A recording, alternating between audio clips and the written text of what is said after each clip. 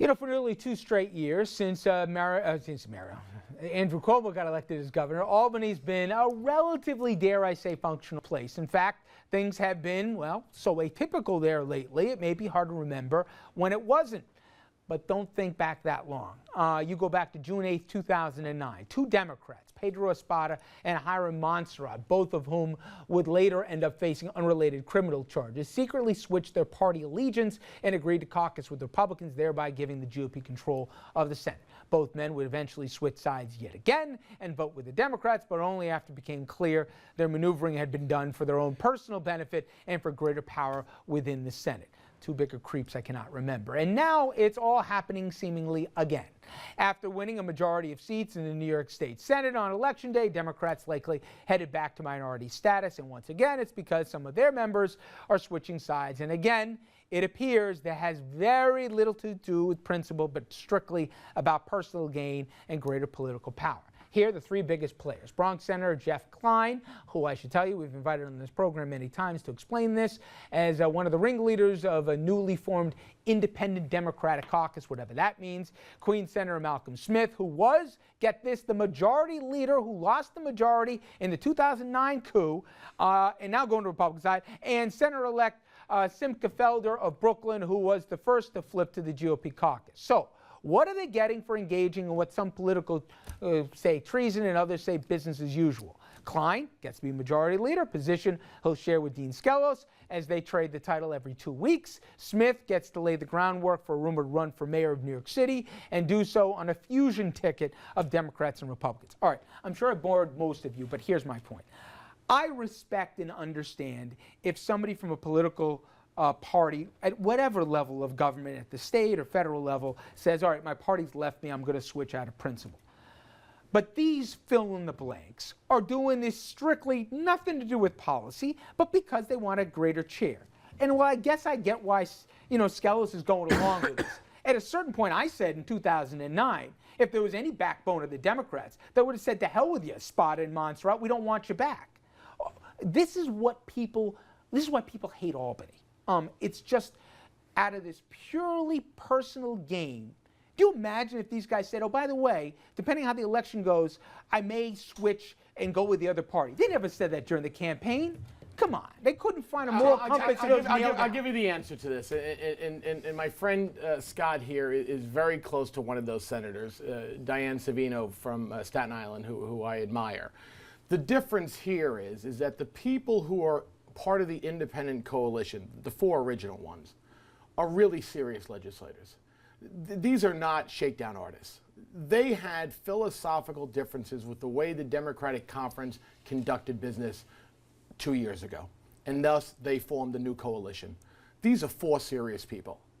And they saw, and I heard it numerous times from them over the last 2 years, how they were able on a daily basis to work with the Republicans, who over time, I think Scott would agree, that they kind of function a little bit more close-knit. There's a little bit less bickering, infighting. Is that they were able to get stuff done. And I think the governor himself. Would you lump these last few in that group?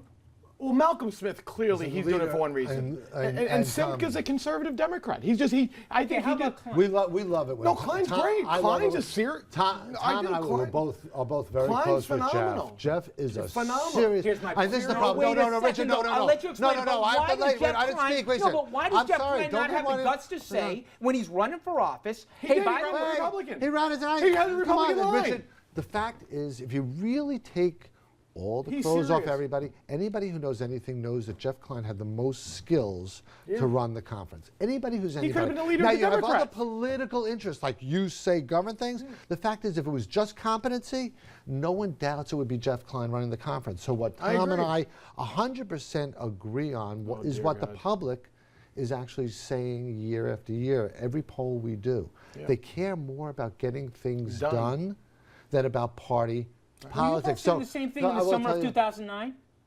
It was the most distasteful, offensive thing. No, it's not the same thing. We saw these 2 sleazebags here engaging by the day. Tom's point is he's a serious legislator. That's the difference. Richard, I called numerous legislators and said to my Republican friends, how dare you welcome those idiots into your conference? You called my friends. I told them that.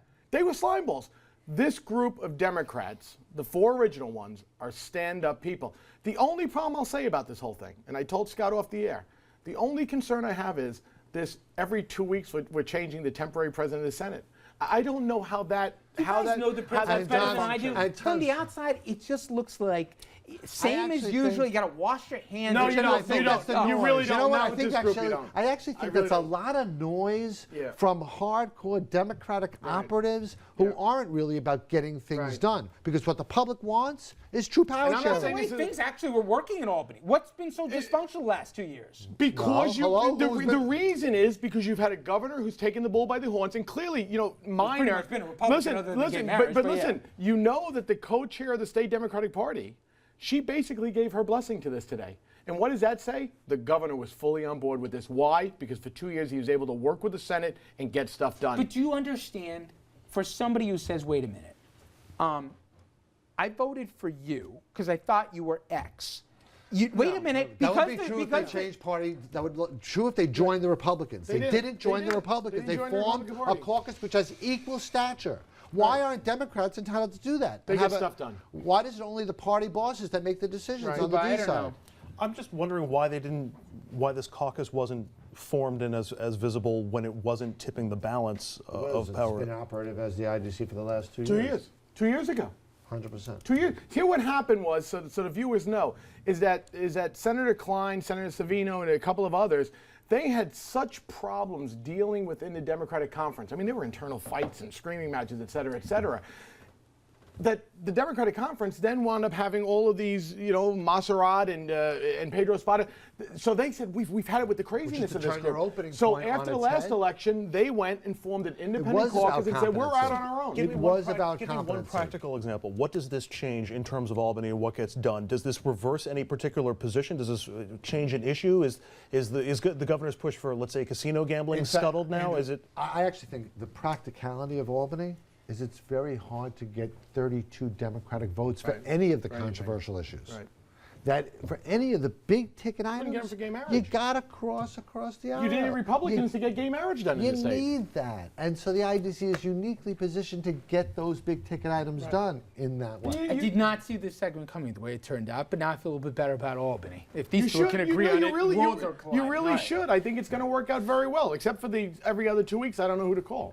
David, keep it down over there. All right, we're going to take a break here, and everybody's staying with us here. When we come back, we're going to tell you about a story maybe some of you obviously know about, but maybe even a picture you saw. The cover of the New York Post that's sparking, I think, deserved outrage, raising questions, among other things, when a journalist ought to stop being an observer and become a good Samaritan, and also where a paper's conscience is as well. Stay with us.